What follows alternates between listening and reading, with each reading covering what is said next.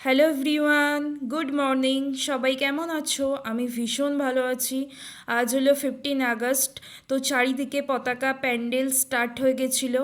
আমিও চলে এলাম আমাদের নিউট্রিশন ক্লাবে, যেটা তো খুব সুন্দর করে ডেকোরেট করা হয়েছিল আজকে, যেটা দেখতে খুব সুন্দর লাগছিল। তারপর ওখানেও তো পতাকা তোলা স্টার্ট হয়ে গেছিলো। আমি ওখানে কিছুক্ষণ থেকে তারপর ওখান থেকে বেরিয়ে গেলাম অফিসের দিকে।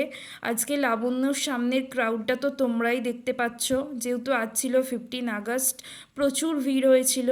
হ্যাঁ, এবার তোমরা তো বলবে আজকেও অফিস? হ্যাঁ গো, আজকেও আমার ডিউটি ছিল, যেটা হাফ ডে ছিল। দুপুরে বেরিয়ে জাস্ট ওয়েদারটা ছিল তো ওয়াও।